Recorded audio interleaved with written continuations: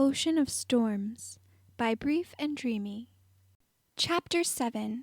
Harry pressed Malfoy harder against the bathroom wall and snogged him. Malfoy gripped his hair and yanked him closer. The heat between them grew thicker and more fevered with every kiss and tug. Malfoy hooked his thigh around Harry's arse, making broken, desperate sounds. They drove Harry mad. Harry broke away to take a breath and then nuzzled against Malfoy's neck, beneath his jaw, sucking and biting.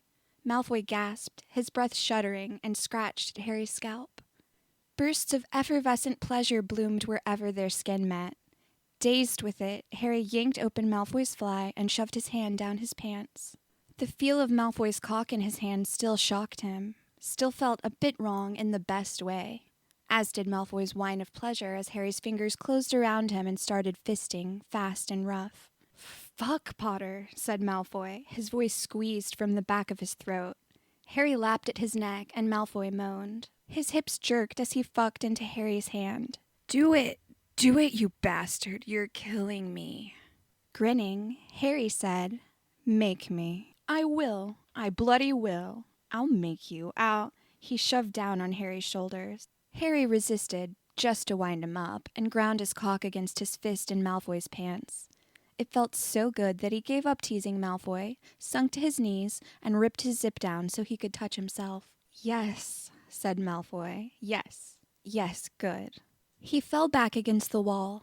Breathing hard, he stared down at Harry, his face flushed, lips red and wet, hair mussed, eyes bright and hungry. Riveted by this sight, Harry started jerking himself off.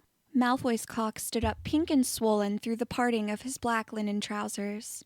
The smell of it, clean yet musky with arousal, made Harry's mouth water. Yet he waited, gazing up at Malfoy with teasing defiance. "Make me," he said again. With a growl, Malfoy grabbed a handful of Harry's hair and yanked him closer. "Do it, Potter." He licked his lips as if building up the courage. "Suck my cock." Harry shivered. Eyes half closed, he let Malfoy guide his head into place, and then he does as he's been told, moving his hand over his own cock as Malfoy's hit the back of his throat. He swallowed, so as not to gag, which made Malfoy whimper, then started to suck, licking the underside with his tongue as he slid his mouth up and down. Malfoy moaned, and he held his head tighter. "Merlin, yes. Suck it, Potter. That's so good." His hands trembled, knuckles digging into Harry's scalp. "Ah!" His voice got higher as his words disintegrated into babble. "Yes. Fuck yes. Oh, Merlin, Harry squeezed his own cock harder, thighs and stomach tense, balls tightening, Malfoy's voice ringing in his ears, driving him crazy. All at once, Malfoy went silent. A tremor shook his body, then he flooded Harry's mouth, thick, salty, and bitter. Harry swallowed, trying to get it down as quickly as possible. Swallowing Malfoy's cum was so filthy, so sweetly dirty, that his own cock jumped in his hand, and he came, gasping, swallowing again, eyes squeezed shut as he quivered with hot, pulsing pleasure.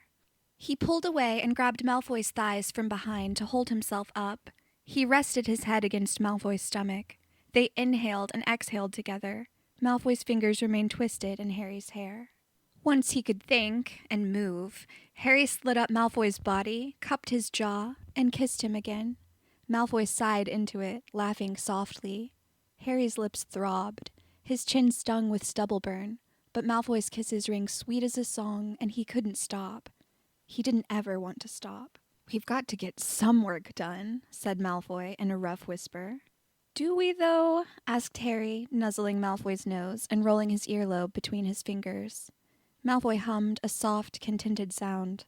"Maybe?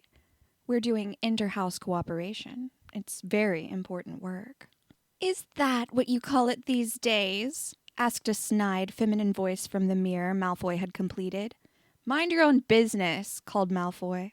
Harry wondered if all mirrors were jerks. Then he remembered Malfoy saying they took on the personalities of people who spent a lot of time looking into them. Pressing their foreheads together, Harry grinned. The past week had felt like a continual broom ride. Speed, adrenaline, and pleasure. He'd become a danger to himself, his mind always on Malfoy.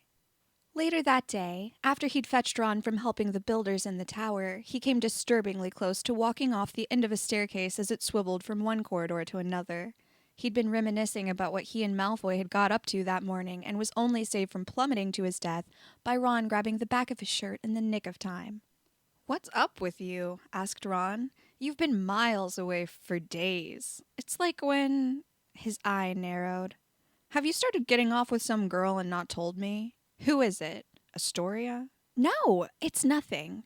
Harry ducked his head. I'm really glad Theo's okay." "Huh." Ron gave him a hurt look, but then shrugged. "Really, it's nothing." "If you say so." They milled through the crowd, entering the Great Hall for lunch. Harry heard Malfoy's laugh somewhere behind them, looked back, and walked into Luna, almost knocking her over. Sorry, Luna." "It's fine, Harry," she said. Her eyes widened. "Oh, Harry." She bent towards him and sniffed. Harry leant away from her. She beamed at him. "It's so nice that you're in love." Harry blinked. Then he spun and strode away. Ron clapped him on the shoulder. "You'll tell me when you're ready." "It's just Luna," said Harry. "She's talking nonsense like usual." He felt a bit bad about saying it, but he had to get Ron off the scent. He sat down next to Hermione. Ron sat on her other side and gave her a sloppy kiss on the cheek. "Harry's got a secret girlfriend." "Have you?" said Hermione, her face lighting up. "No," said Harry, frowning as he poured himself a glass of pumpkin juice. "I've not got a secret girlfriend." He grabbed a slice of bread and started buttering it. Malfoy passed by, watching Harry with narrowed eyes, and sat at the far end of the table. He didn't start eating, but sat still, looking peevish. The corner of his mouth turned up. That wasn't good. Harry watched with apprehension as Malfoy stood and tapped a spoon against a glass. "Quiet! Quiet down, everyone!" he continued until the ringing squelched all the conversation. "Have you heard the news? Harry Potter has a secret girlfriend." Harry froze, a slice of ham dangling from his fingers. "What are you doing, Draco?" said Astoria. "Sit back down." Malfoy ignored her. "A secret, you say, Potter?" Malfoy rested his hands on the table and leant in Harry's direction. "Why? Is it someone—" He widened his eyes. "Shocking?" Astoria made a frustrated sound and shook her head. Harry did his best to give Malfoy a patient look. "I haven't got a girlfriend."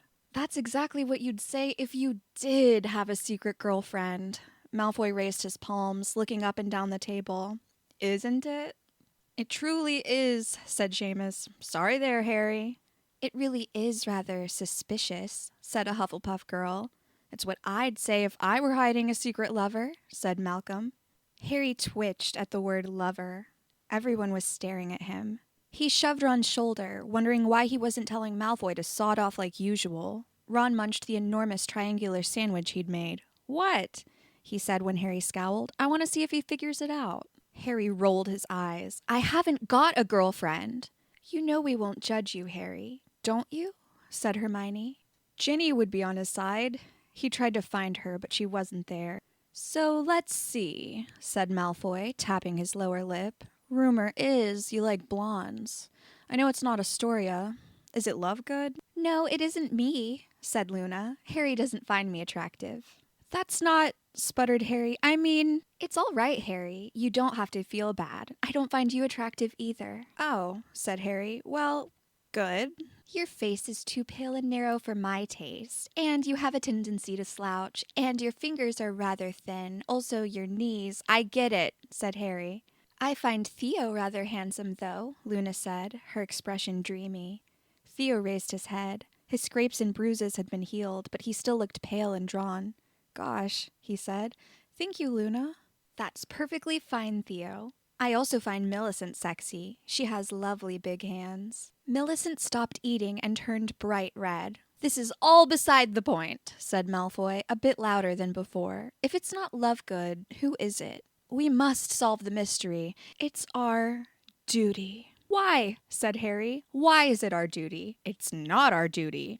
It's our duty to let people have girlfriends or boyfriends without trying to figure out who they are. Not that that applies to me, because I haven't got a girlfriend." "Oh," said Malfoy. He grinned, and his teeth glinted in the sunlight beaming down from the ceiling. "So it's a boy." Harry dug his fingernails into his palms, willing his face not to change color. He considered burying it in his sandwich to hide it. "Malfoy," he said, a warning in his voice. He could feel Ron and Hermione staring at him. Malfoy's grin turned vulpine. He counted off on his fingers. A boy. A blonde. Someone shocking. Who? Harry stayed silent, tensed for Malfoy's next words.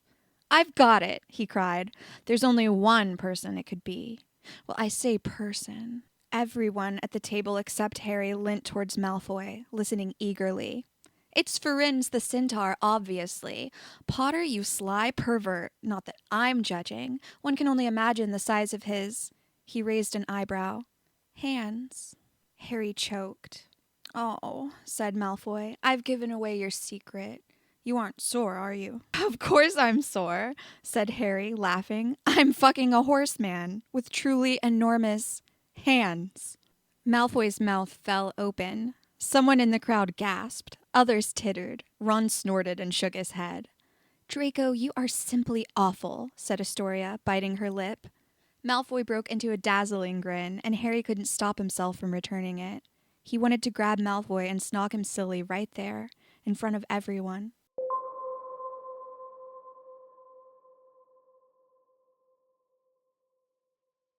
Given he'd worked so hard on the mirrors that morning, Harry decided to take the afternoon off to exercise his broom.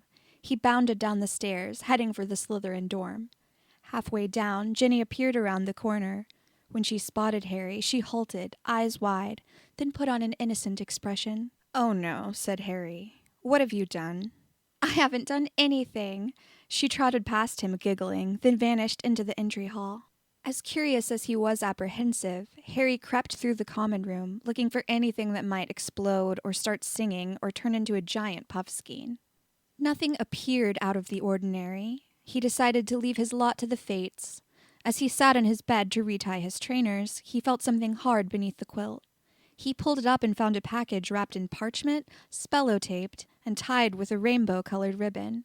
There was no card, nothing written on the parchment to indicate who'd put it there. Pursing his lips, he cast a spell. The ribbon came loose and the parchment unfolded, revealing a leather-bound book. There was no title, only an embossed image of a mandrake root. Bemused, Harry reached to open it, but then drew back his hand. While he was pretty sure the book was a gift from Ginny, he wasn't certain. The last time a book had mysteriously dropped into his life, it hadn't gone so well. He'd show it to Hermione and ask her to check it for hexes and curses. Although he didn't have to touch it to open it. Opening it would be safe. He waved his wand, flipped the book open to a random page, and then remained still with his lips parted for several long moments. This was a book of porn? And not just porn, but gay porn. He threw caution to the wind and began thumbing through it. It wasn't so much porn, he realized, as much as an instruction manual. The first few chapters covered the basics, but after that it moved on to a variety of different positions and activities that made Harry's mind spin. His mind automatically replaced the little drawings of men with Malfoy and himself.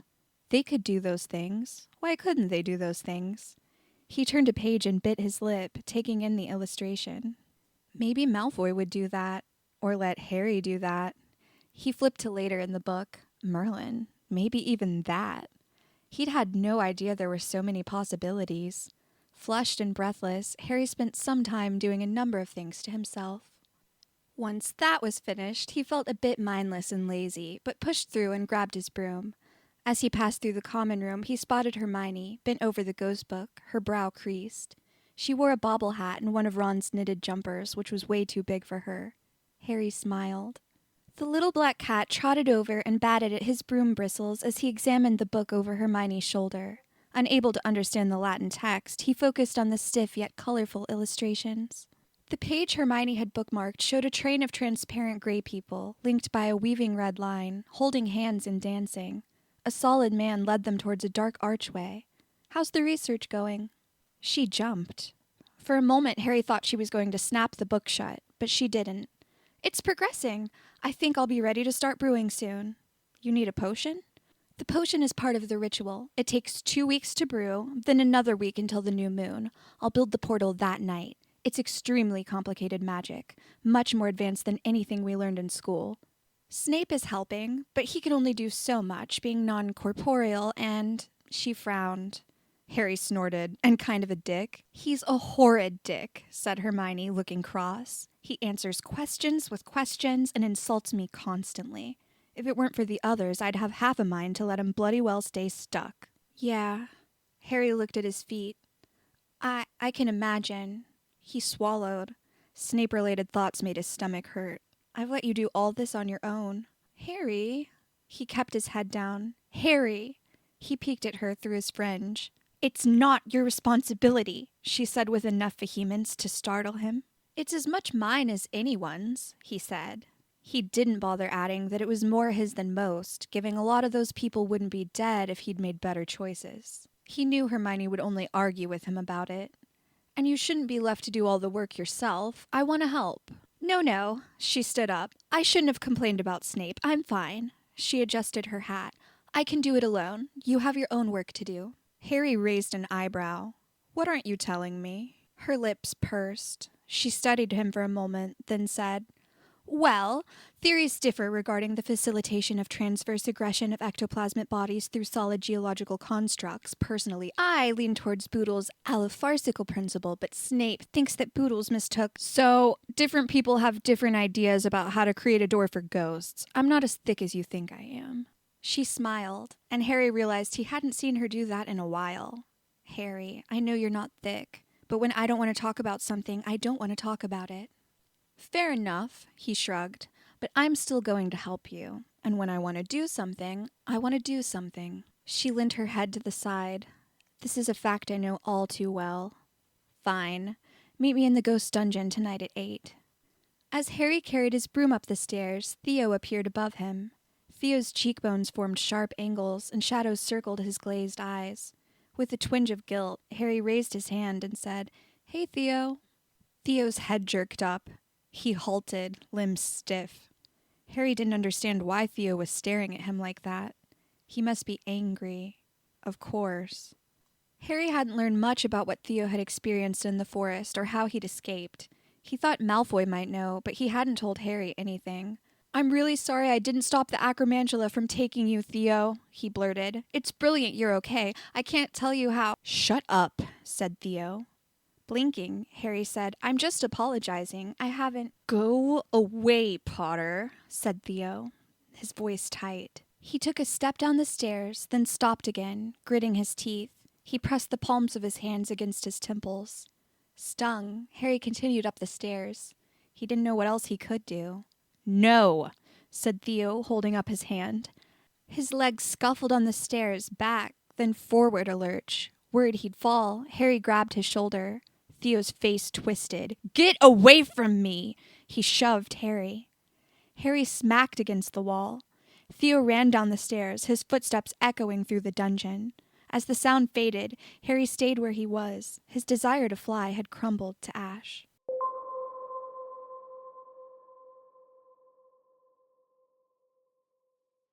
Hermione's voice echoed down the tunnel as she argued with Snape. Feeling listless, Harry had left to meet her in the ghost dungeon a bit early. He lurked outside the doorway, listening. It won't work, said Snape. We've discussed this. Without a guide, we won't be able to. We have to try, responded Hermione. You don't know for certain. It hasn't been tested. There have only been a handful of times in which a portal was even necessary. Miss Granger, said Snape.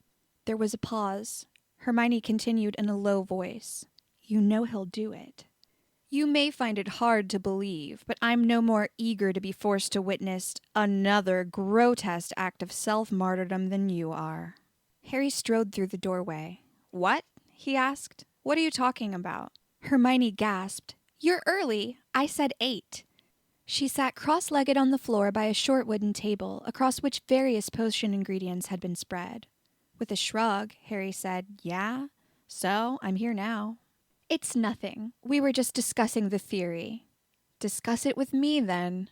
He turned to Snape, who gazed at him with pity, then turned and floated away. He glared at Snape's retreating figure, then said, Hermione, "Please," she said, "please, Harry, don't listen to him. He's a cynic. My plan is going to work. And if it doesn't," she squared her shoulders, "it will." Harry crossed his arms. "Are you going to help me or not?" Harry trudged over to her and plopped down onto the stone floor. The cold seeped through his jeans. He scowled, then waved to Remus and Tonks, who sat together in an arched niche across the room.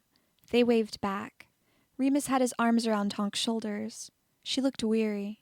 Hermione pushed a bowl of dandelion roots toward him. "Dice these." Harry dumped them onto the table, picked up a knife, and started hacking at them. "If you're going to help, then please make an effort to do it properly." "Self-martyrdom," said Harry. "Was that about me?" He thought of the illustration in the ghost book, a man in a cloak leading a line of ghosts. No, of course not. She didn't meet his eyes. Harry knew she was lying. A cold feeling bloomed in the pit of his stomach. He began dicing the dandelions with more care. Hermione ground poplar buds with a pestle, filling the dungeon with the scent of honeyed musk. If she wouldn't tell him what was going on, he'd have to find out on his own.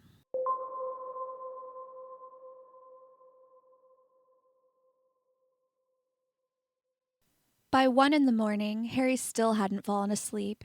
He yanked his blankets higher, then shoved them down again. He rolled onto his back and stared at the underside of the canopy. Neville's snores vibrated through the room like the snorts of a congested erumpent. The high Harry had ridden since he and Malfoy's thing had developed wasn't blocking out his worries anymore. He sucked in his bottom lip and closed his eyes. He trusted Hermione. If she said it would be okay, then it would be okay. Although Snape didn't seem as optimistic.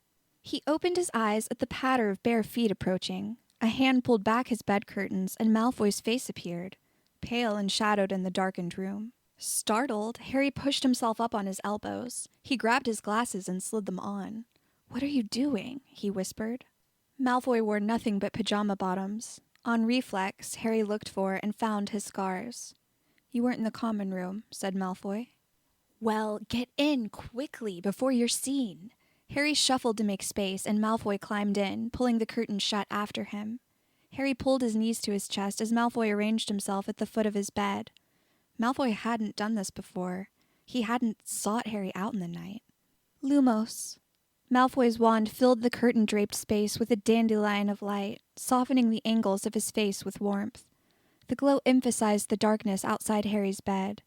As they stared at each other, both adjusting to this new development, they could have been alone, sitting around a campfire in a cave, or a lantern in a deep tent in the forest. Harry folded his hands over his knees and rested his chin on them. He couldn't have put clear words to what had changed between them since that first wild kiss in the entrance hall. The energy had turned fluid and less likely to scald. Harry had given up resisting its current. He let it carry him towards Malfoy, enjoying the spin and splash. And Malfoy had... Harry didn't know. He had no idea how Malfoy felt. He didn't prickle any less. He hadn't opened up any further, and Harry wasn't sure he'd want him to. It was still, he reminded himself, just sex. But the constant edge of hostility had melted away and been replaced by something more joyful, at least on Harry's part. He still wasn't sure if he even liked Malfoy. He liked being with him, he liked snogging him and getting him off. He liked Malfoy getting him off. But that didn't mean liking Malfoy as a person. And yet, with him there, white and gold and cautious at the end of Harry's bed, Harry felt lighter. The darkness keeping him awake evaporated. He smiled. "There's something in particular you wanted?" Malfoy picked at Harry's blankets. "I was having trouble sleeping." "I could sing you a lullaby." Malfoy arched an eyebrow. Harry started singing softly. "Your hands are shaking, baby. You ain't been sleeping lately." "Stop that." He gave Harry a shove with his foot. "Trust you to be a Weird Sisters fan." "Too common for you? Too tame." He sniffed. "I prefer Infurious." Ron liked Infurious, but Harry didn't consider screaming and banging on things real music. "Oh," he said, smirking. "You like torture rock. You're hard." "Getting there," said Malfoy, with a smirk of his own. Harry's face heated, but he grinned. Their toes rested inches apart. No slippers. Malfoy's feet shone as pale and bony as the rest of him. A few golden hairs grew on his big toes. Similar strands trailed down Malfoy's chest between the smooth planes of his chest, across his ribs, over his curled stomach, then disappeared beneath the waistband of his pajamas. "My face is up here," said Malfoy in an insinuating whisper. His eyes gleamed in the light. He flicked his wand at the curtains. Muffliato. Harry hugged his knees, buzzing with anticipation. They were in a bed. They were alone. They could do anything. Harry's expression must have projected his thoughts. Malfoy's body took on a predacious tension, pinning Harry in place with a look. He uncrossed his legs and crawled towards him. Harry lay back, but made Malfoy earn his dominance as he wrestled Harry down until he had him pinned. He swiveled his wrists against Malfoy's grip. Malfoy forced his knees between Harry's legs. Images from the book swirled through Harry's mind. Anything. Malfoy gazed down at him with his cruel smirk, the hard length of his cock pressed against Harry's thigh. They could do anything at all. Harry wanted it all. He wanted Malfoy to dig in and tear at him. Without conscious thought and shivering with desire so fierce it ached, he blurted, "I want you to fuck me." Malfoy's mouth fell open. He blinked, looking shocked. Then his face sharpened and his eyes went bright and glittery. "Anything you say, Potter." Fear fizzled through Harry's stomach as he wondered if he was really ready for this. He yanked Malfoy close so he could snog him, and Malfoy obliged, wet and clumsy, as at the same time he shoved down his pajama bottoms, then started tugging at Harry with jerky urgency. "Calm down," Harry gasped against Malfoy's jaw, taken aback by his overexcitement. Malfoy responded by grabbing at Harry's t-shirt hard enough to rip it. Harry let him pull it off over his head. Then they were naked together. Malfoy's lips mashed against Harry's, his kisses frantic. Harry gripped Malfoy's hair and arched up, their legs tangled, knees jabbing. Harry's pulse pounded in his ears, and he'd never been this hard before in his life. His cock throbbed against his stomach, seeming bigger and heavier than usual. He wanted this. He wanted Malfoy inside him. He needed it. He was sure. He knew what they had to do from reading the book. You need... "I know," said Malfoy, patting the mattress for his wand. He found it, then reared up on his knees. His hair hung damp over his eyes. He shoved it back. He pointed his wand against his upraised palm, which shook until he appeared to force it to stop. He cast a spell that produced a swirl of clear gel. He knew exactly what he was doing. Thoughts zipped about in Harry's mind, overlapping, unsettling him. Malfoy shuddered as he slicked his upright cock with lube, making it shiny. This was going to hurt. The thought excited Harry, and he fought off a tremor of shame. Malfoy lowered himself into position. His cheeks had gone fever pink. "Spread your legs, Potter," he said, with a triumphant grin. Harry scowled, but he did as he'd been told. As Malfoy's slippery fingers confidently twisted into his arse, Harry gritted his teeth against the strange, humiliating sensation. "You've done this before. So?" Harry winced as Malfoy shoved a second finger into him. "Malfoy," he said, "slow down. I'm not going to change my mind." Stilling, Malfoy took a shaky breath. He examined Harry's face as if his identity was in doubt. He licked his lips. "You really want this?" "I want you," said Harry. Malfoy made a tiny sound in the back of his throat. "Come on," said Harry. He hooked his leg over Malfoy's thigh, pulling him closer. "Stay." Malfoy switched his position. "Stay still." He was about to do it. Harry's heart galloped with a fresh wave of fright. Malfoy looked down between them, watching what he was doing with his brow creased in concentration. The head of his cock pressed between Harry's cheeks, so much bigger than fingers. Harry thought it couldn't fit, that it wasn't possible. He squeezed his eyes closed. Malfoy pushed in, stretching in hard pressure. Harry cried out in surprise. Eyes fixed on Harry's face, jaw clenched and damp at the temples. Malfoy slid deeper, with a burn that traveled all the way up Harry's spine. He grabbed Malfoy's wrist and squeezed. "Does it hurt?" Malfoy asked in a tight voice. "Yeah," said Harry through his teeth. His fingers ached where he gripped Malfoy's wrist, but he couldn't loosen his hold. "Yeah, it does, but I don't care. It didn't feel good. The pain was too intense. But a dreamy bliss lapped at his mind and spread over his skin. He let go of Malfoy and set his hands on either side of his head. Hold me down. Teeth slightly bared, Malfoy gripped each of Harry's wrists and braced himself against them. That hurt too. A sigh of pleasure escaped Malfoy's throat as he thrust forward again. Harry's body tightened. He drew up his knees. The pain amplified the thrills streaking through his limbs, waves rushing and crashing. Lust burnt up his neck and face, making him break out in spots of perspiration. The next time Malfoy thrust, big and hard and tight inside of him, Harry moaned. Something carnivorous sparked in Malfoy's flushed face. He fucked forwards again, then again, moving slowly. Harry held his breath. Almost tearful, he shook his head and said, "I want you. I want you. I want you." "Salazar," said Malfoy, his voice shaky, "you've got me." His heart thudding hard, Harry shuddered under a wave of emotion. Malfoy found a rhythm and moved faster, grinding in and out, his arse pumping between Harry's spread thighs. Again Harry moaned. Malfoy whimpered, his brow creased in panic. "Oh!" He went rigid. Feeling Malfoy come inside him made Harry whine and shudder. "Oh," said Malfoy again.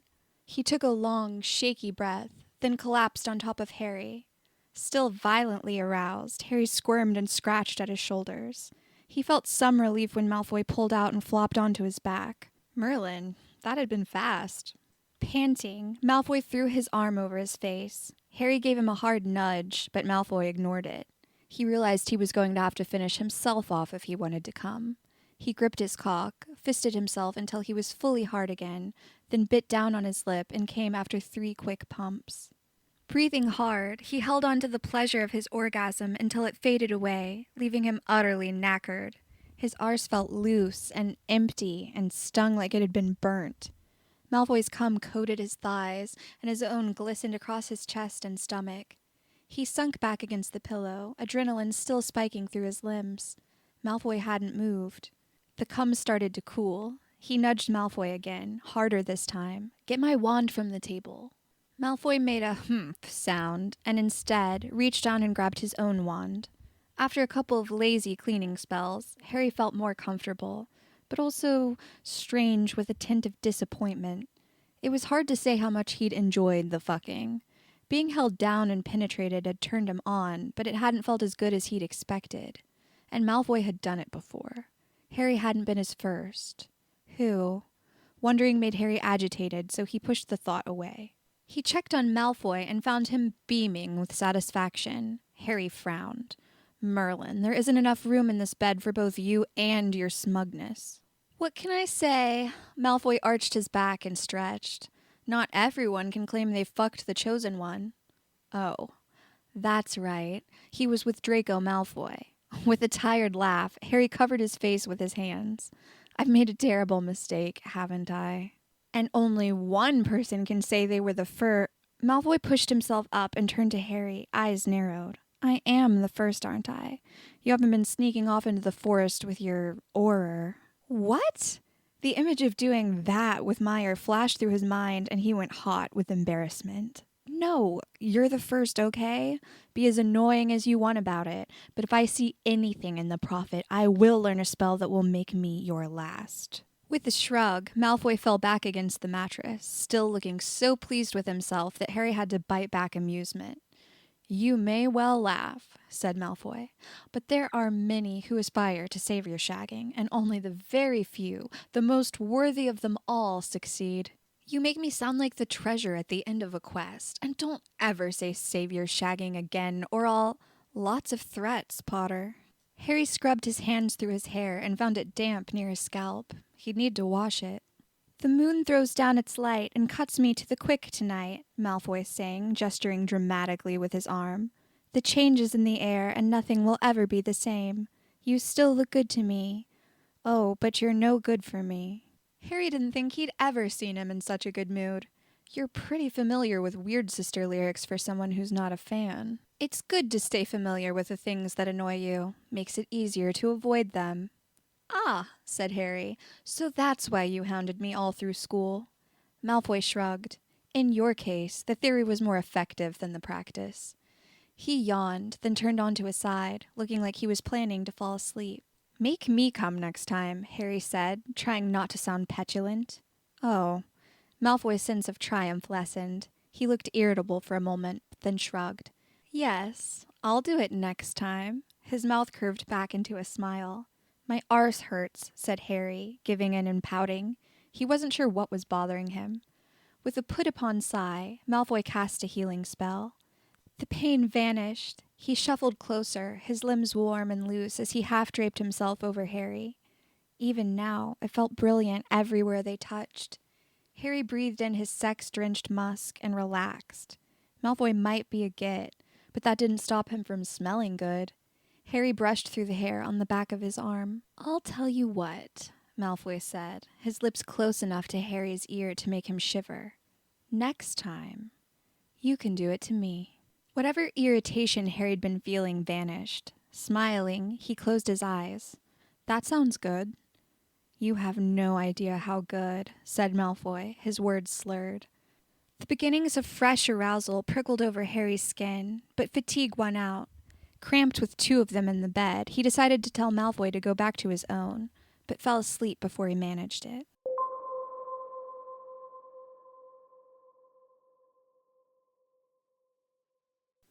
Waking up tangled with a naked Draco Malfoy was strange and confusing. Harry turned his head and blinked at the blur of Malfoy's face.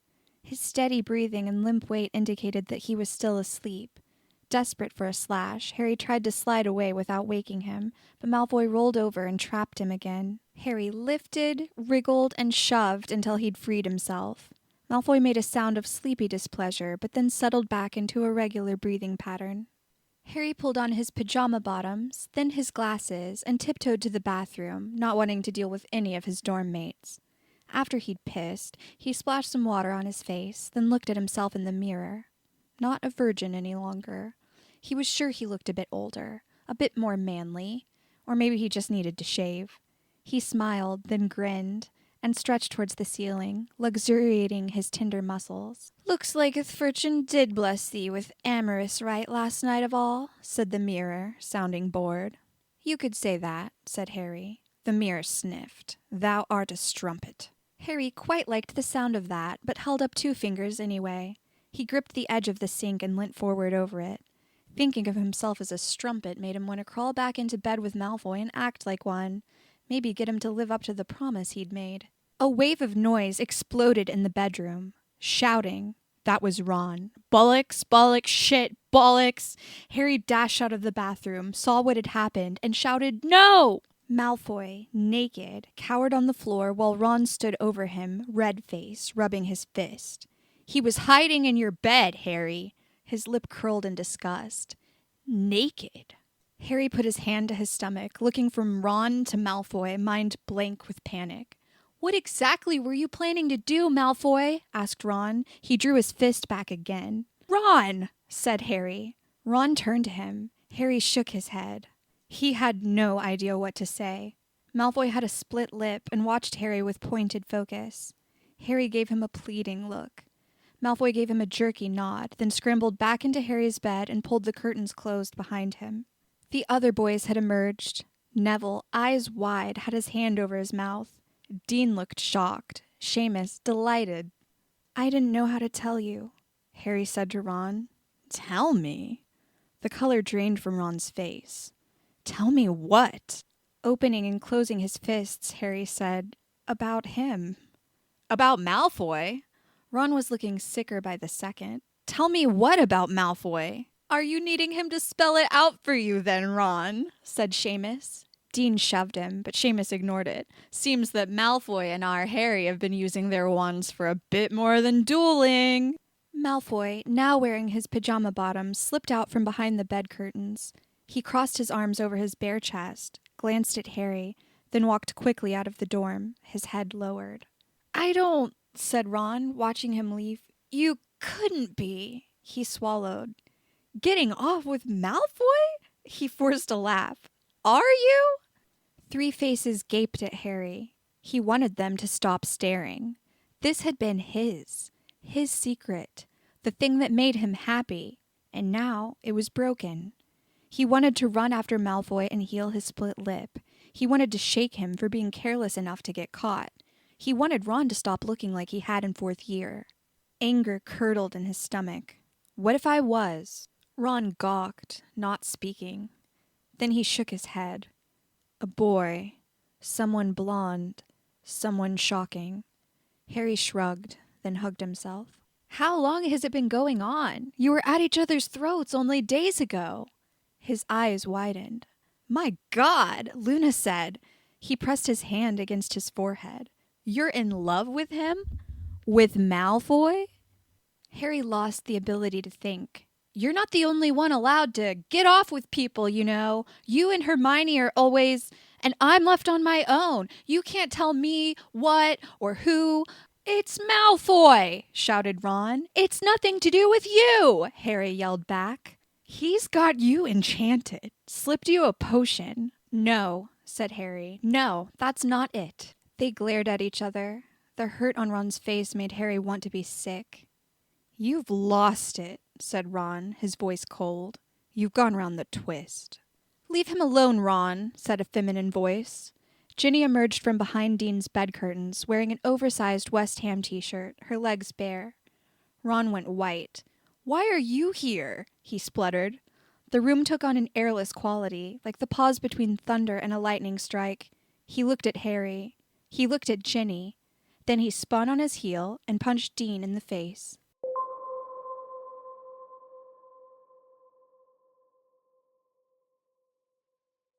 Harry bumped his knee up and down, and Teddy burst into giggles. The baby could hold his head up on his own now. Teddy, Harry said in a silly voice. Teddy, Teddy, Teddy bear, Teddy. Teddy's got lots of hair, actually. The baby laughed again. Harry didn't think he'd ever seen anything as wonderful. He tapped Teddy on the nose, and Teddy grabbed his finger and tried to put it in his mouth.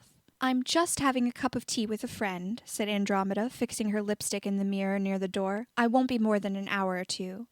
Take your time, said Harry. He was in no rush to return to Hogwarts. There's a bottle in the cooling cabinet. You'll know if he gets hungry, 'cause he'll make sure you know. He's not shy. She smiled and patted her hair. Nappies are in the cupboard by the sink. We'll be fine. Harry wondered how long it had been since she'd gone out on her own. You're an angel, Harry. Harry beamed. He drank in her gratitude. It was nice to have someone pleased with him. It distracted him from his other feelings. Andromeda left, and Harry carried Teddy through the kitchen and out into their garden. Early September sunshine coated the grass and made the stream glisten like mercury where it trickled over the egg-shaped stones. Harry let the sound of the water soothe him. This had been a good idea. He concentrated, then waved his hand, conjuring a blanket. He was pleased with it, despite the fact that it was thin and a little fuzzier than he'd wanted. He spread it out over the patch of the lawn beneath a tree. He set Teddy down on his back, then stretched out next to him. Teddy rocked side to side as if he were trying to roll over, but not quite managing it. Teddy, Teddy bear, Harry sang, and Teddy giggled. After Ron had stormed out, Harry had retreated to his bed and drawn the curtains. He stayed there until he was certain that the other boys were gone, then got dressed and grabbed his cloak.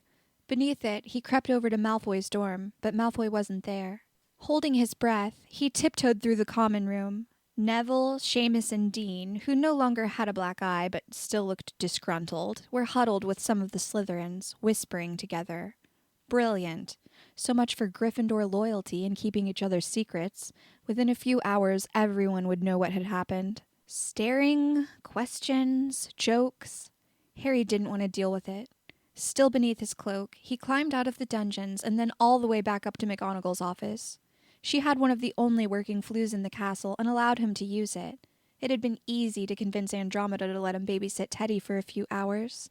Teddy wore a cream-colored onesie patterned with gray wolves running and howling at the moon. Harry knew it was a bad idea for living people to visit the ghosts of dead loved ones. Would it be a bad idea to bring Teddy to Hogwarts, though? He wouldn't understand. Remus and Tonks might want to see him, to know he was well, that he was happy. Harry fingered a strand of Teddy's fluffy hair, which was currently deep brown, streaked with gray like his grandmother's. He decided to ask Hermione what she thought. He squinted at the sunlight filtering through the overhanging branches. What secret was Hermione keeping about the ghosts? It had something to do with him. He knew it did. She wouldn't tell Harry because she knew it would upset him.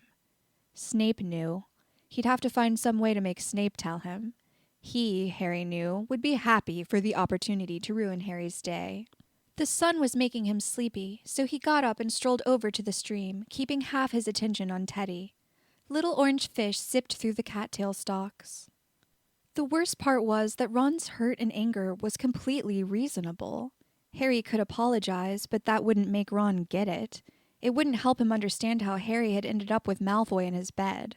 That defied explanation. Harry wasn't sure how it had happened either. It was mental, wrong, and ridiculous.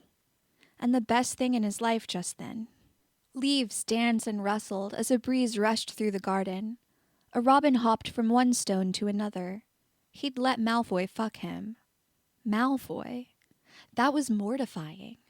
Remembering it elicited feelings that weren't appropriate when looking after a baby, so Harry shut them away for later.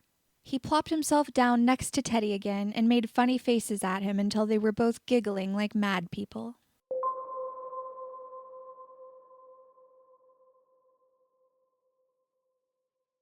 Andromeda had returned at dusk, and Harry, still not ready to face the crowd at Hogwarts, had dinner in a Muggle cafe outside Hogsmeade before sneaking back into the castle under his cloak. He thought he might get into bed and hide, but he listened through the door and heard Dean and Seamus laughing while they did something that involved loud banging.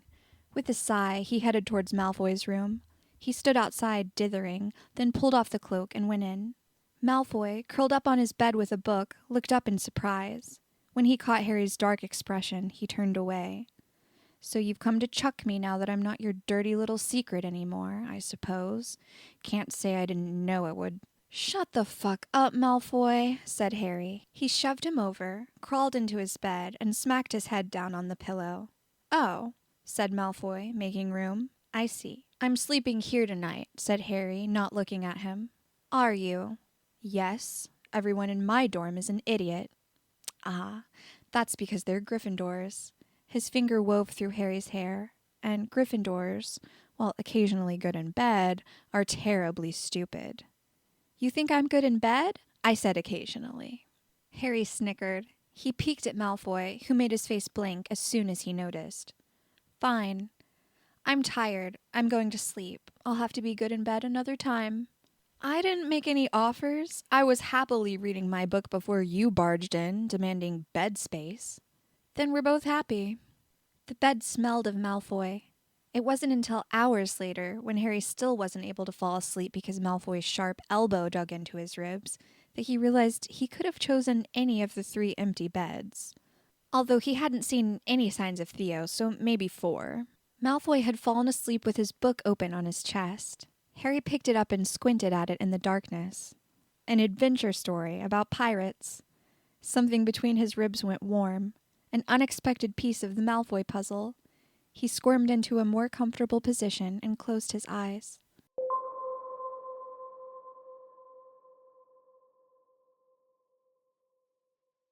Harry struggled against the arms holding him down. He kicked and shouted, "Potter, ow! Potter, wake up!" The shock of a slap jerked him back to reality. Ice cracked through his bones. It had been another forest dream. Dark, looming figures. Dementors. His teeth chattered. "You were having a nightmare," said Malfoy. Harry nodded. "Poor little Potter." "Fuck you." He shook harder, unable to stop. Ginny was probably with Dean again. Clammy sweat broke out across his skin. He didn't want Malfoy to see him like this. He rolled away and pressed his fists against his eyes. "You're not going to have one of your fits, are you?" said Malfoy. Harry wanted Ginny. "I'm fine. It was just a dream." He could still smell the Dementor's rancid breath, feel it clouding up his nose and sliding down his throat. The monster had hollowed him out and filled the cavity with acid. Go back to sleep. Not easy when you're making the whole bed vibrate. It'll stop in a second. Malfoy's hand settled against the top of Harry's spine. Harry stiffened. Malfoy slid his fingers up the nape of his neck. He gripped a handful of Harry's hair and tugged, firm and gentle. He let go and stroked Harry's scalp with his fingertips, tugged his hair again, repeated the pattern, stroke and tug, stroke and tug. The tugging sent waves of calming emptiness through Harry's mind, clearing away the darkness. The stroking warmed him. He relaxed into it. Tug and stroke, tug and stroke. His muscles softened. He stopped shaking. That's nice. My mother used to do it for me, said Malfoy. When you were a kid? There was a pause. Of course. Malfoy was a talented liar, except when he was trying to hide something that made him emotional. Harry imagined Narcissa comforting him, Malfoy curled up with his head in her lap while she stroked his hair. He gave in to the familiar, helpless ache of longing. He thought of his mother, then of Molly. Malfoy, behind him, continued to drag Harry out of the nightmare with his steady fingers. Harry knew little about what Malfoy had gone through during the war. He'd seen his terror in the visions, and then at the manor. The murk of interrupted sleep burnished the night with the unreality of dream.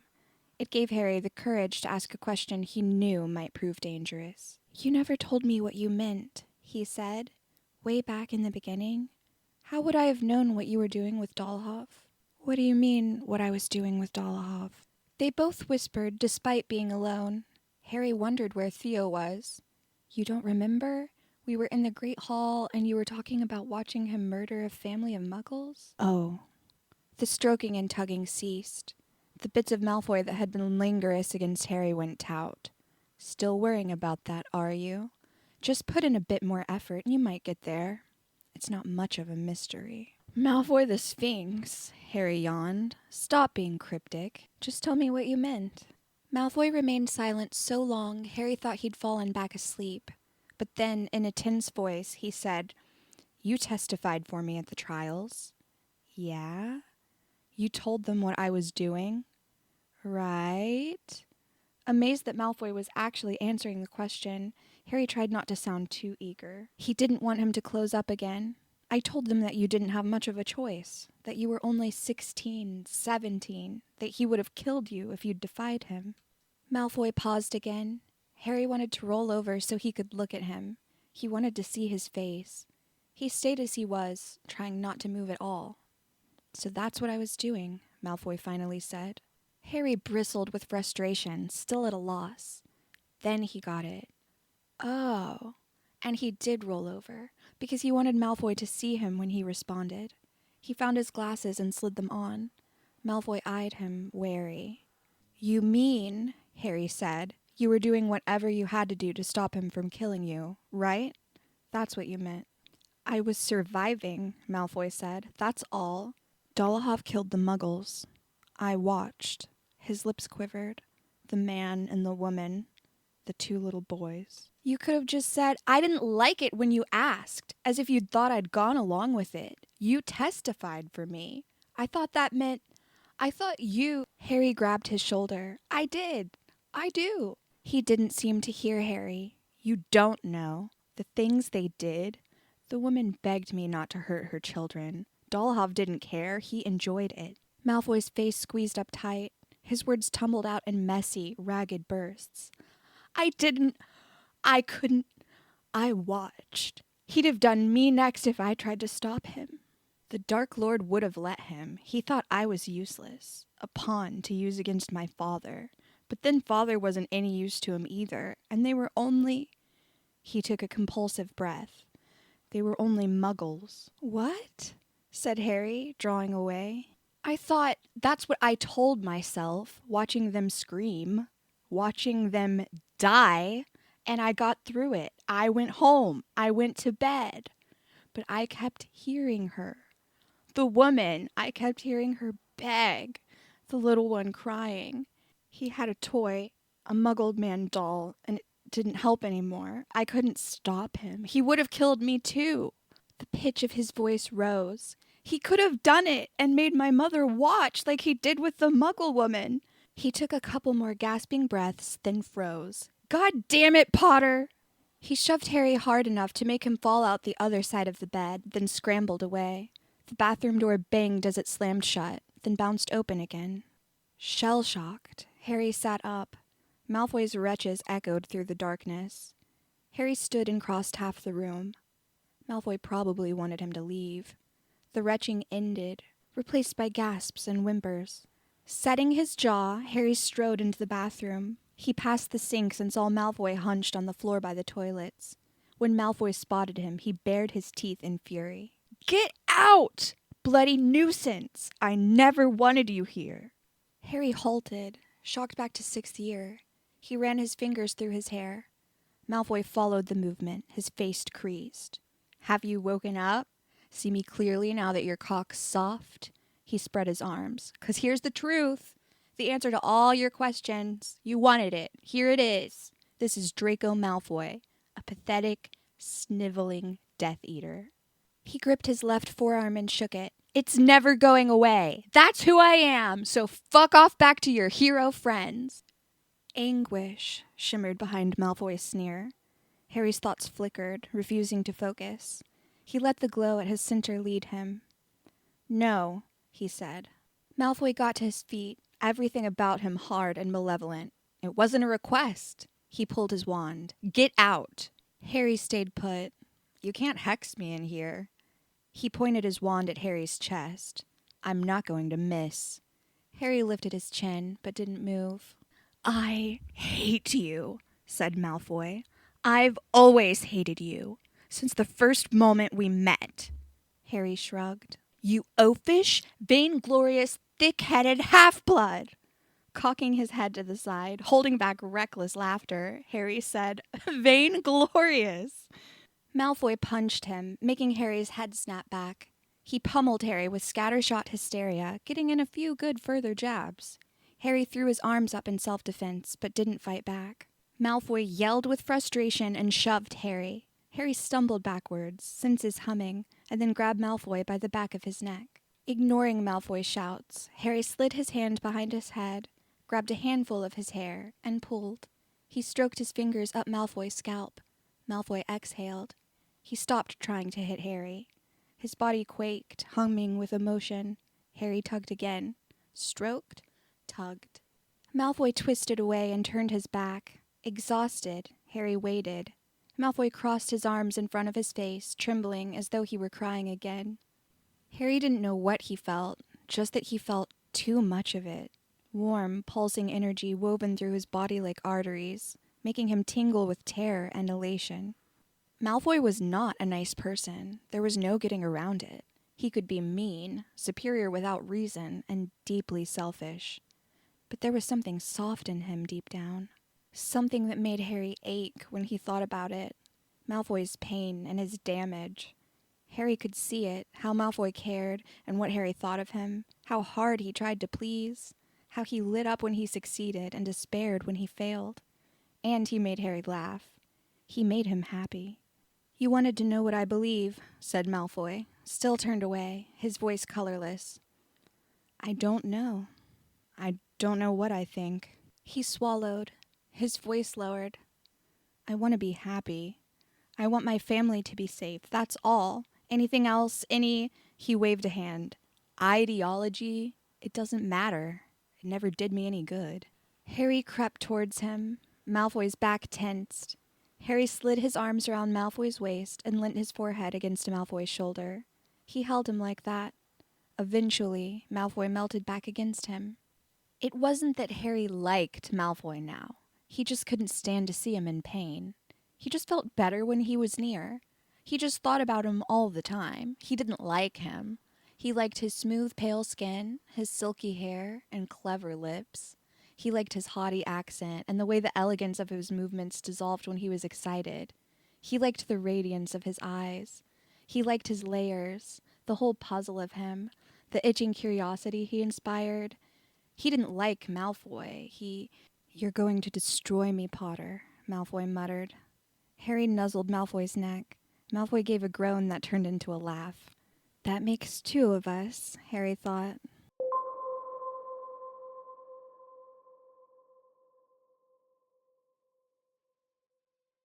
A tempest charm told Harry it was 6:30 in the morning. Luminescent shapes rippled across the dorm's porthole, indicated that the sun had risen.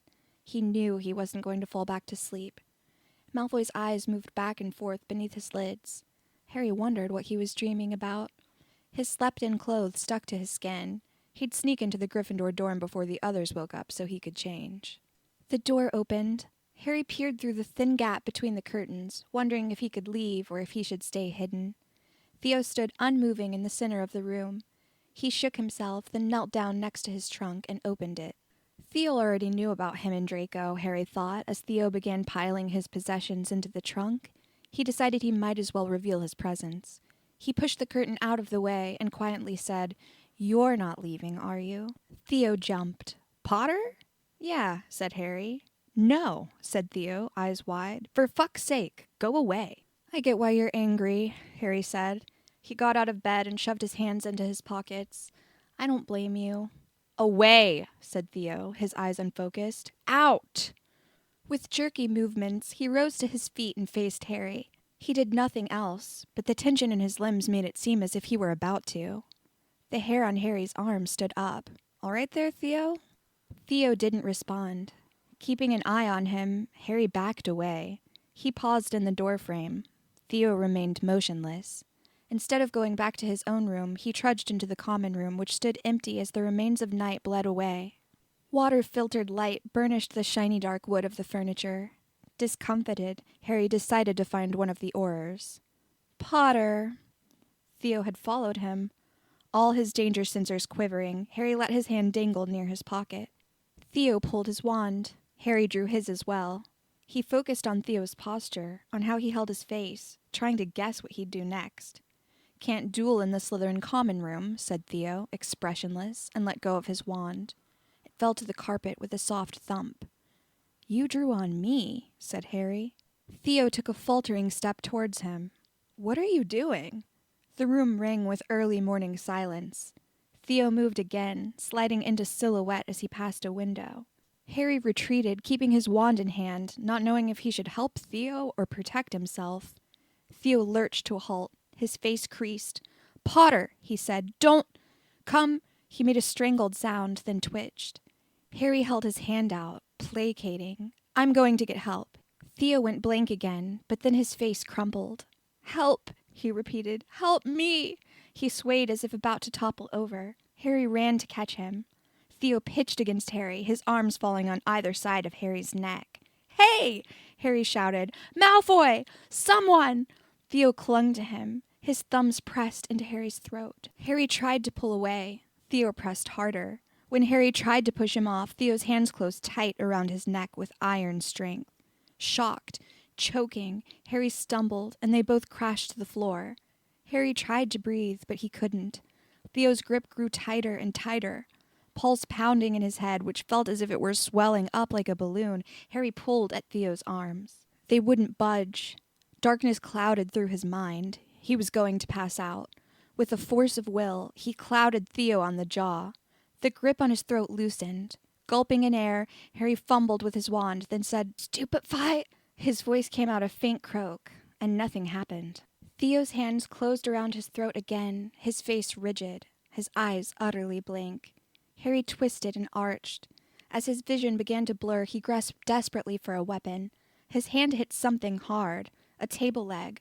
With all his remaining strength, Harry yanked it as hard as he could. Something crashed down on top of them and shattered. A lamp. It made Theo loosen his hold. Harry propelled him away with his knees. Theo fell over, still grasping at Harry. Harry screamed, "Stupefy!" The word tore out with streaks of pain. A flash of red light hit Theo in the forehead, and he went limp. Harry put hands to his throat. He gasped, waiting for the dark mist in his head to clear, then sucked in another breath. Tears blossomed in the corner of his eyes. Theo had tried to murder him, to kill him. But he hadn't been right. He'd been trying to fight against it. He sat up and brushed dust and shards and ceramic off his clothes. Light footsteps pattered across the floor. "Oh dear, what happened?" Astoria appeared, standing over them in a fluffy pink dressing gown, her feet bare. She knelt by Theo's side and checked his pulse. "He attacked me," Harry rasped, grabbing a table to drag himself to his feet. "He's been enchanted." Theo lay splayed, unmoving on the carpet, thin and fragile, looking next to the smashed lamp. "It's Dolohov. He did it, I'm sure. He cursed Theo to try to kill me." "Oh!" Astoria covered her mouth with her hand. She shook her head. I can't believe I didn't realize. He's been so quiet since he was found and keeping to himself, but he's always like that. I assumed he was just upset. I feel horrible. Going through something like that and no one noticing? Poor Theo. Harry lowered his hand and Astoria gasped. Poor you! She pulled her wand. Raise your chin for me. Harry did so, and she cast a spell that sent the pain away. Thank you, he said, his voice still ragged. She looked up at him with wide blue eyes, hair tangled from sleep. You'll need a potion for your throat. Madame Pumphrey is still here. I'll take you to the hospital wing and she'll check you over and make sure there isn't any other damage. And you should rest.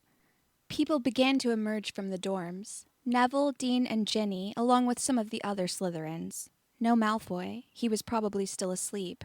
No Ron. What's happened? Said Ginny, looking from Harry to Theo's inert figure. Did you fight? We think Theo was cursed to attack Harry, said Astoria. Harry stupefied him. Someone should get Jimenez or one of the other Aurors, said Harry. We need to figure out which curse this was. Fresh spots danced across his vision. Dizzy, he grabbed the back of a chair. Ginny ran to him and peered into his face. What's wrong with your voice? What did he do to you? I'm okay, said Harry. I'm taking you to the hospital wing, said Astoria. Don't put up a fuss. Story, you can't go out in your nightgown, said Daphne. You'll catch cold. I'll take him, said Ginny. She took his hand. Harry didn't resist as she led him out of the dungeons.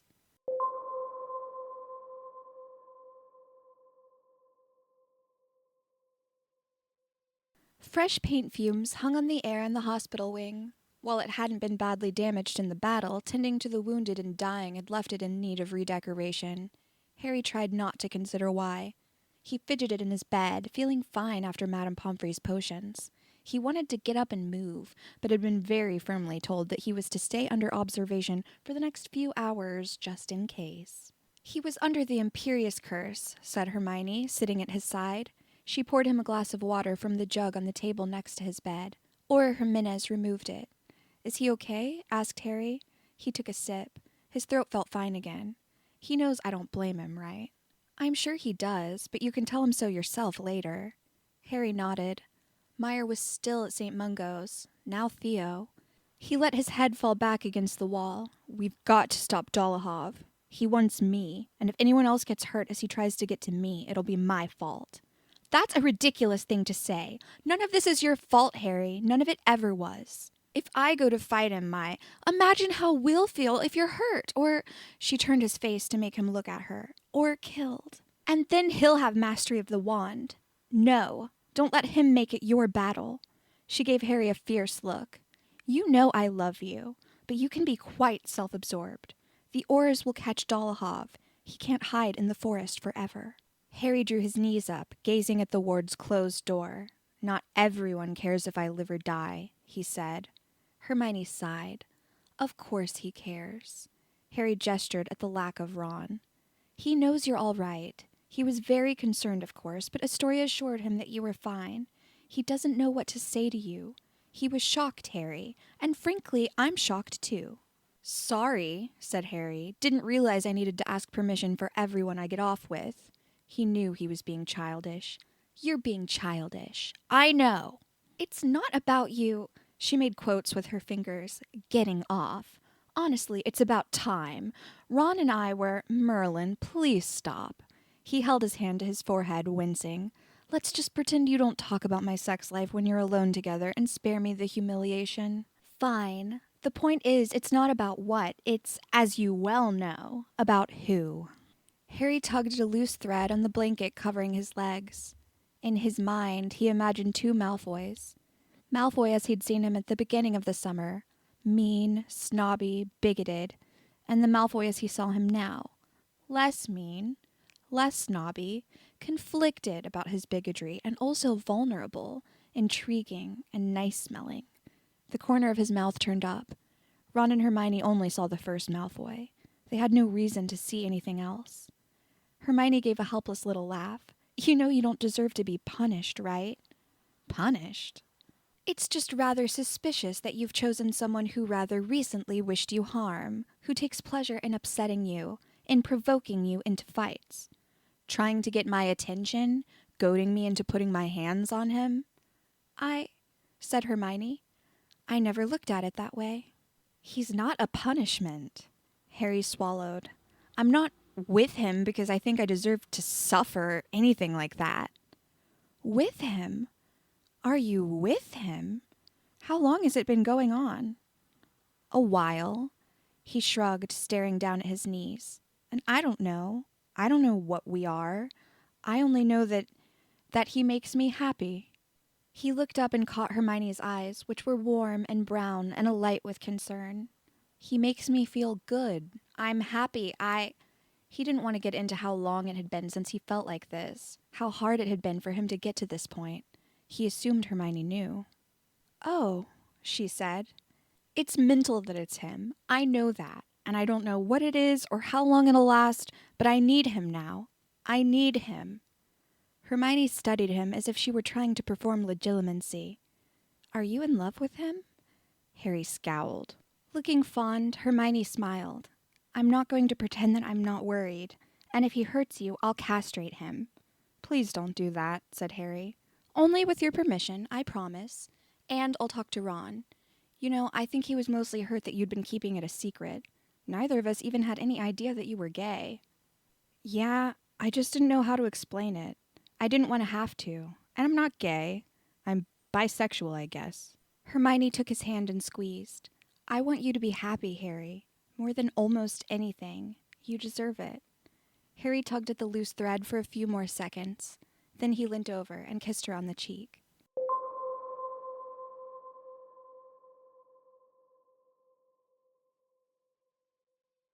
It was evening by the time Madame Pomfrey allowed Harry his freedom. He went straight back to Slytherin, hoping to reassure Theo.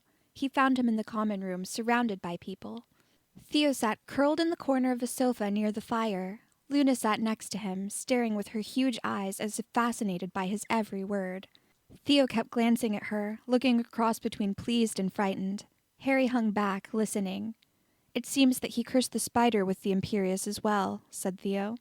He spoke mostly to his hands, not meeting the eyes of the crowd around him. It followed his orders, brought him animals and berries to eat, scared off the centaurs. He wanted it to bring him Potter. That was the plan. But it got me instead. We all wondered why it didn't eat you, said Malcolm. We assumed it had until you came back. Quite, said Theo. Thank you for that, Malcolm. We're very glad it didn't eat you, said Luna. Yes. Well, thank you as well, Luna. Astoria entered, carrying a box of chocolates, and perched them on the arm of the sofa next to Theo. She plucked one out. Eat this, Theo. No argument. You need nourishing. Harry thought that Theo might be feeling a bit overwhelmed by all the attention. Hands in his pockets, Harry strolled across until Theo looked up and spotted him. He looked so distraught that Harry hurried the rest of the way over. I know you didn't mean to do it, he blurted. And look, he pointed to his neck. I'm fine. No harm done. Nevertheless, I sincerely apologize, Potter, said Theo. I did try to resist. I know you did. I knew right away. Well, being who I am, a knot and all that, I wouldn't be surprised if... I trust you, said Harry. You aren't your father. Theo pushed his hair out of his eyes and looked as if he were about to get emotional. Harry shifted on his feet. Yeah, so no hard feelings. Yes, thank you. Harry felt someone watching him. Malfoy, standing over the table holding Hermione's ghost book. Harry smiled. Malfoy raised an eyebrow. Harry moved to join him. He pressed his shoulder against Malfoy's. Look at you, trusting Slytherins, said Malfoy. It happens, Harry responded. They both kept their eyes on the book. Malfoy cleared his throat. You're all right? No lingering damage to your throat or your brain? I can't imagine your brain could take much more, in all honesty. No damage. My brilliance is completely unaffected and intact. Malfoy snorted. This is Granger's book? She got it from the library. Why is she studying psychopomps? Harry didn't know what a psychopomp was, but it sounded like an insult. He ignored it. How do you know what she's studying? Malfoy looked at him, pointing to the filigreed lettering. It's a book. I read the words. You know Latin? A bit. It was part of my home education before Hogwarts. He smirked. Most purebloods are taught Latin. It prevents us from making stupid mistakes and using spells we don't understand. Very subtle. You need reminding now and then. Shall we discuss the time you petrified me, stomped on my nose, and left me bleeding and in pain to be transported back to London on my own? No, we shan't. Harry decided to let it go because Draco had said shan't, and that made him want to snog him. He leant in. Malfoy's eyes widened. Harry remembered they were in public. He cupped Malfoy's jaw and kissed him anyway. When he drew back, Malfoy had a soft, helpless look. Harry shrugged. Everyone knows by now. They settled on Harry's usual sofa. Harry picked up his curse-breaking book and took up where he'd left off. He tried to concentrate, but could feel Malfoy watching him. Malfoy slid closer, then closer. He rested his head on Harry's shoulder. All right, then. In for a penny, Harry supposed. Malfoy slid his leg over Harry's thigh and nuzzled his neck. Harry lowered his book. What are you doing? I'm sitting next to my boyfriend. Is that a problem? Harry twitched at the word boyfriend and tried to push Malfoy away. Malfoy held tight. People are looking at us. Again, said Malfoy. Is that a problem? Harry stared at him. It was one thing for people to know, another to rub it in their faces. Malfoy gave an impish grin, then lay down, plopping his head in Harry's lap. Harry laughed. Merlin, it's always a challenge with you, isn't it? He ran his fingers through Malfoy's hair. You should be grateful. Consider what being seen on my arm will do for you. On your arm? Do for me? Malfoy nodded. What exactly do you imagine you're doing for me, other than making people think I've lost my mind? I'm a pureblood, from a good family, outrageously wealthy, even more outrageously attractive. What wouldn't I do for you? Was he joking? Harry stared at him. I'm not denying you did your little bit during the war, Malfoy continued, nor that the name you've made for yourself will reflect poorly on me. You're having me on. Please tell me you're having me on. Malfoy examined his fingernails, clearly holding back a grin. Just a little bit. Harry scowled and flicked him on the forehead. Malfoy pouted. A shadow loomed over them. Harry looked up, saw Ron, and jumped, his face heating.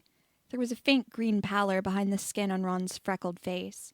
Hermione appeared at his side, looking pleased with herself. Ron had a wooden box in his hands. He gave Harry a determined look, then turned to Malfoy. Oi, Malfoy.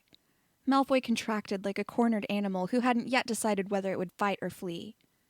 What can I help you with, Weasley? Ron shook the box, making its contents rattle. Chess. You and me. Now. Blinking, Malfoy sat up. You're challenging me to a game of chess. Is that one of those sets where the pieces spit fire and acid at the players when they're taken? No, said Ron. If I wanted you to be in physical pain, I'd punch you in the face. Ron, said Hermione. Wouldn't be the first time, said Malfoy with a scowl. Or the second time. Ron perked up. You knew that was me during the battle? You have a distinctive manner of speaking. In fact, he looked from Ron to Hermione to Harry. There isn't one of you who hasn't popped me one on one occasion or another. I thought you liked it when I popped you one, muttered Harry. Harry! Ron gave him a pleading look.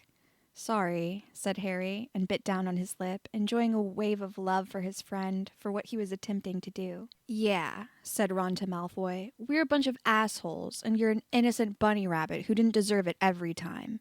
But in the real world, are you going to come and play? Or won't you be able to handle it when I conquer and destroy you?